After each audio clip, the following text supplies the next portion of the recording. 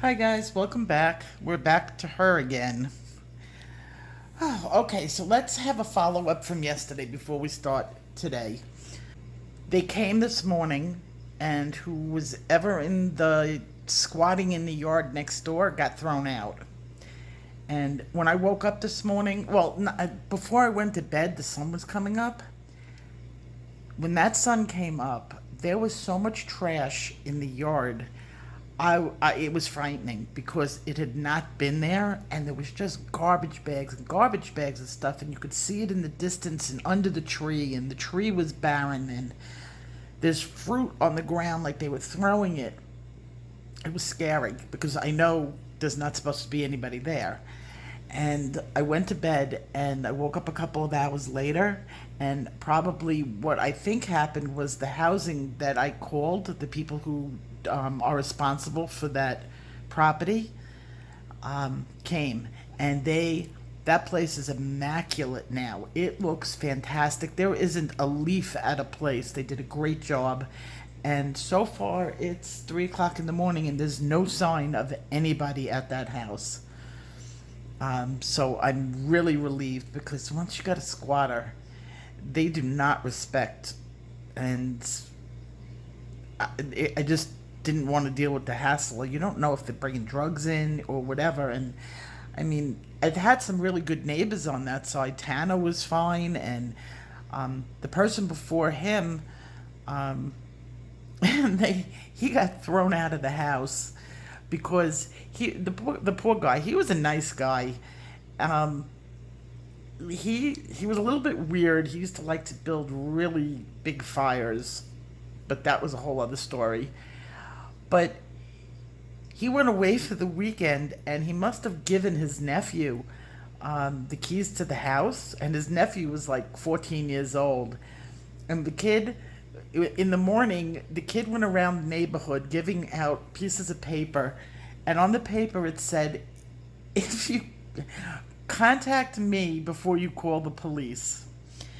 And he gave it out to everybody, and it had his cell phone number on it. So we didn't think much of it. We were like, okay, what is this? Well, that night he threw a rave, and mean the streets were packed with people. The backyard was packed, and it's a large yard. It was packed with people, and apparently he threw this rave, and by the middle of the night, the police were there. I don't know who called them. I didn't, because I was like, as long as they're not on my property. But somebody called the police. There were people flying everywhere, running and everything, and all you saw was who I thought was the owner running down the street, and the police were everywhere. Well, apparently the next day we found out that most of the people that were at that rave party were underage, and they were all drinking. So it took them, I think, one more week to get the poor guy went away for the weekend, came back, and he got thrown out of the house. So that was the second people. The first person who was there, the original owner, unfortunately passed away. He was the nicest guy. And I never told Tanner this, and he might be listening to this because he knows I watch his channel. The guy died in the house. And I never told him, Tanner, about this because I didn't want it to bother him, because it would bother me a little bit if I knew that information. I may text him and tell him, by the way, did you know? But the guy was a really fantastic guy. He was like the best neighbor.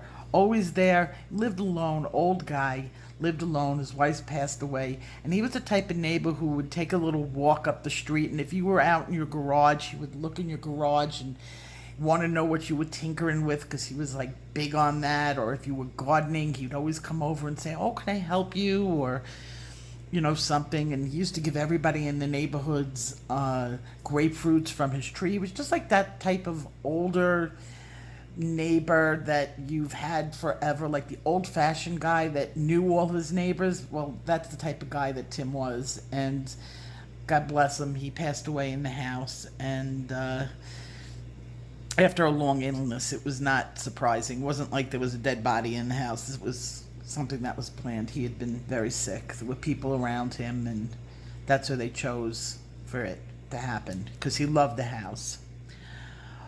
But okay, so that was that from yesterday. Now you're seeing the screen, and I didn't put what the dessert looked like when I put it all together, and I had some questions today on it.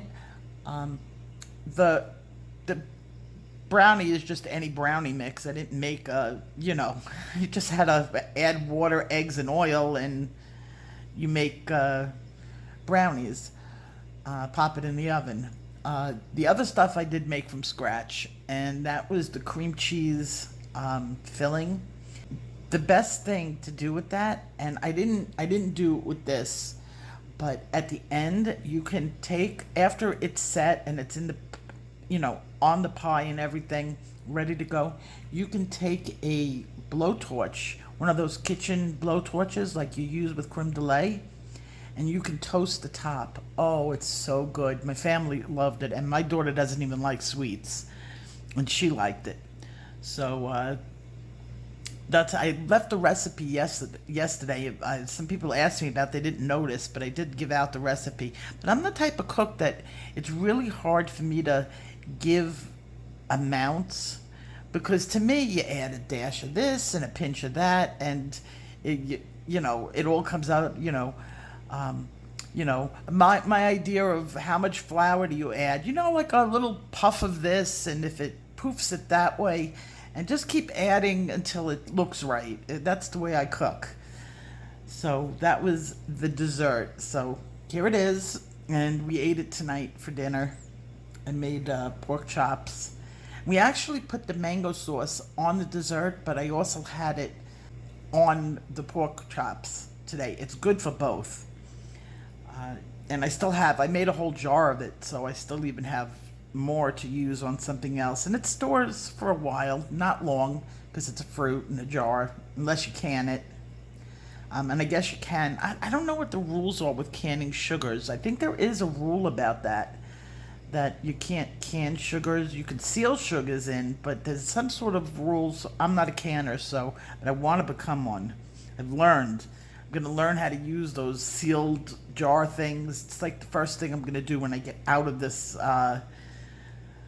virus thing, is to learn how to do that. And I love the way jars look in a cabinet. Like, instead of like packages of just food, I love looking at like when all the jars line up nice and neat and organized, and they're all different colors. But that's me. Okay, so let's start in today's lesson. Wait. Let me give you an update on my tanks, because I also did tanks. And when I'm done with that, then we'll start. I had to show you guys how good this tank looks. For when I first started making these nano tanks, you have to grow out the plants. So a lot of the teeny tiny plants were just temporary until they started growing a root system. Finally, I had enough of them to create the tank I want, and it came out really natural looking, which is what I wanted. So here's the new tank. I did it last night.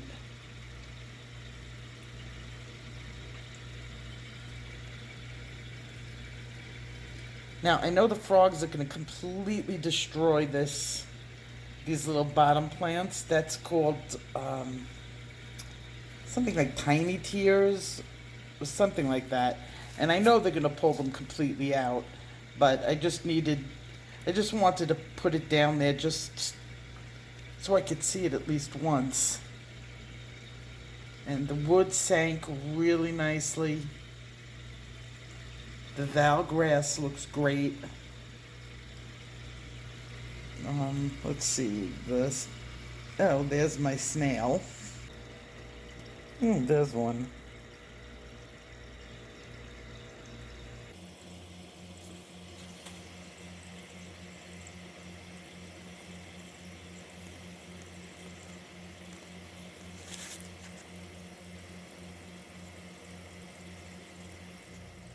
Okay, so we don't have much more to do on this one, and we have her skin. I promised somebody that I would do dark skin, and I didn't have a really good African American woman to do it. Now I do. Elena Lazareva, in her book, has a gorgeous, gorgeous African American woman that I'm going to do. But did promise I wanted to get this finished, and I want to do dark skin. So if you want to do really, really dark skin, I'm going to do really super, super dark skin on that woman. This one I'm gonna do dark, like she looks like she's Indian. I'm gonna do Indian tone, like a really good golden tan. Now, I've done skin in the past, so might be a refresher with a new color combination for you. Skin tone, when you're doing skin tone, you have to look at the color that you want, and you have to decide what your undertones are going to be. I've said this 100 times in the past. The color that you start with is going to be your undertone. Now, I decided, and I talked to the person who wanted this done, we're going to do a yellow undertone, because you can have golden yellow undertones, or you can have red undertones or pink undertones. This is going to be a golden undertone. Now, the top of the skin could be a red too. You just have to be careful you don't turn her orange. I would go with more the browns, and once you get the browns on her skin, then you can add the reds, because there's going to be a buffer in between, that buffer colors. And I have a video on buffer colors. And what I mean by buffer color is if you're using the wax and you don't want to blend the bottom and the top, but you want them together, and they're not colors that go well with each other, like they don't mix good with each other, you can use a color in between to prevent that from blending together, and they sort of just sit on top of each other. That's a hand technique more than anything. And then you have, of course, you have to match the buffer color. But so today what I'm going to do is I want her skin to be golden underneath. And for that, I've picked out starting with beige. Now, beige is definitely on the yellow undertone. Now, if I wanted a light skin with a or with a pinky undertone, I would start with light peach. You want to start with a light color, even though you're going dark, because you can't go back. And you want to put in your highlights. So I'm going to start with the beige, and I'm going to start in one direction. I had somebody ask me how to get the smoothness on the skin. Well, this is how you do it. You're going to go and make sure that your skin, you keep your pencil going in one direction for the bottom, just like that, and your layers stay even. That's going to be a big part of it. If your layers stay even, then it comes out much better. Now, I only learned that through doing it. And yeah, sometimes I do get a little line or a divot. Now, problem with getting a little line or a divot is because you could turn a young woman old. Any wayward line on the face. So you just have to be careful. And you could see that golden tone going into her skin. I didn't take out a white pencil. I forgot to go get it. I'll have to cut in. And we're going to just get that bottom layer down. Now I'm going to have her highlights going in the same as here. So there will be a highlight over here. So I just want to make sure that I keep space open there for that color, but it's still going to have that yellow undertone. It's not that you don't put color there. You're going to put that, but I'm making sure that it stays lighter over here, and I'm going to reserve that space with some white. So think of this as like the foundation. And you always have to pick your undertone when you're picking the right foundation. I spent a lot of time in the makeup community. Not that I wear a lot of makeup, but I spent a lot of time down there because they like to do drama. I'm a little bit of a yenta, I will admit, if you know Nick Snyder, well, I was his sidekick. I didn't like doing drama. We used to fight a lot. That was part of drama. He was a nice guy, but you wouldn't know it from the way we used to try to kill each other online. But yeah, I was an original Viewer's Voice member. That looks pretty smooth. And I'm going to just do the neck. I'm going to do this behind the scenes. There's no reason to go in and do this whole entire thing. It's usually just the head. I had tested some of the color out over there. That's why there was a spot of beige.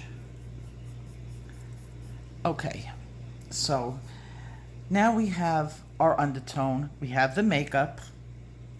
Now we're going to go and we're going to start developing this. Now, the next color I'm going to use on here is Nectar, but I'm not going to be adding Nectar in everywhere.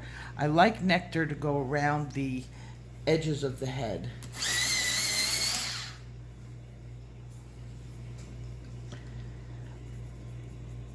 Right over here, like the hairline.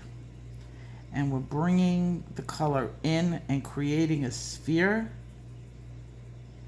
Now, this is a little bit more orangey, but it's going to get covered up with the brown. And I'm keeping my layers going in the same way. Now, this layer was sort of going this way, and this layer is sort of going this way. I'm changing sort of the direction. I used the word sort of too much in that sentence. But I'm going to change the direction of the stroke because of the tooth. It really helps to keep it smooth if your strokes go in opposite directions. That's called cross-hatching. And I have plenty of instructional videos on the different types of strokes you can use. There's cross-hatching, there's tapered, and if you're really into art, you should practice all of these because they're all used for different things. Now, if I was doing this light-skinned instead of dark-skinned, I would definitely have different pencil laydowns. I would have light peach, and then go on to my rosy colors, my Nectar. Okay, the next color I'm going to use is going to be some white, and I want to reserve the white into the areas where my highlight is because it'll open up the space. No matter what I put in there, it'll always be lighter because it has the white in it. So even though you really can't see it, it's there. I'm going to have a little bit on her nose, going down the middle of her nose, and I'll lighten up the lip a little bit. Put an extra bit of shine in her lips. Now I'm going to move on to my darker colors, and this is where you can go two ways. I'm going to go with dark brown. If you would go with umber, you're going to get more of an African American skin, is the darker umber. But use it sparingly, go very lightly with it so that you can adjust your tone. The dark brown is mixed with the other colors that I have is going to give like a lighter tone. And okay, so I can see my lines because I haven't blended anything yet. I can see it going this way. I'm going to slightly turn the paper and I'm going to go this way. Work very lightly because you don't want to make it too dark.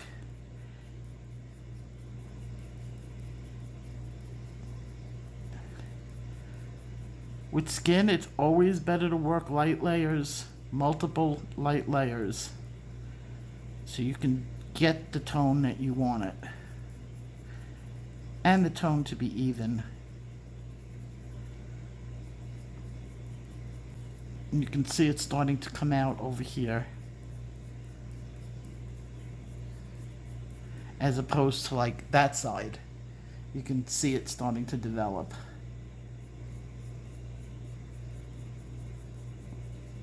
Now, also the trick, and I see a lot of people don't do this, make sure you get right butt up against the hairline. And the hairline is always darker. And also make sure you don't do the ring of pearls, because I hate to see you do a face and then you have like this outline on the face. You want to really do it nicely blended.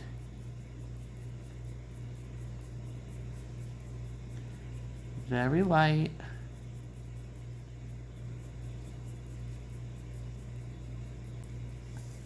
On here, I have more of a dead front light. It's not really coming off of either way because I did the highlights going around. So I'm going to make sure the face is really bright in the middle, because that's where the light would be hitting and striking first.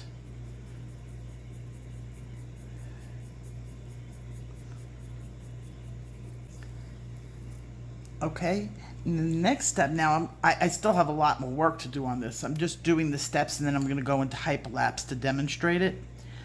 I'm going to go back to my original color, which is the beige, and make sure this is not peach. And this is seashell. We don't want that. I want my beige.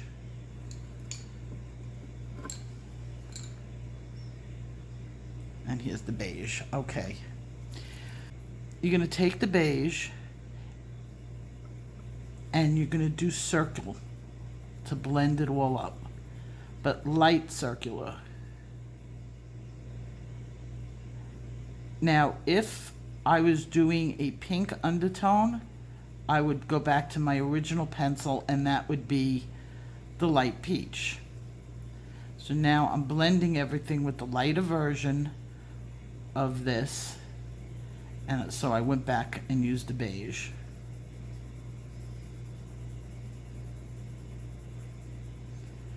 Very lightly. Okay, now I'm gonna switch it over to hyperlapse to get through this main color, but those are the colors that I'm going to be using to do this. And then we're gonna start, when I'm finished getting my facial tone on it, then we'll contour it up.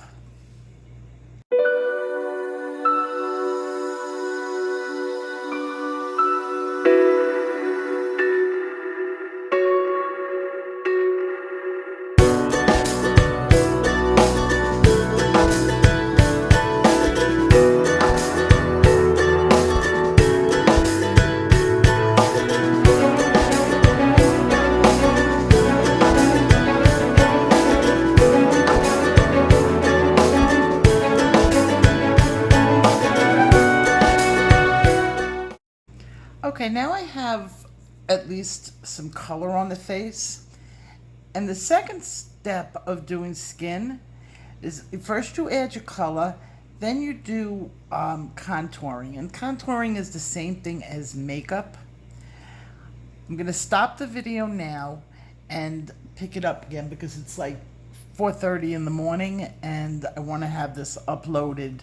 I have gardening to do when the sun comes up. So I'm going to stop here for now, and tomorrow we will contour the face.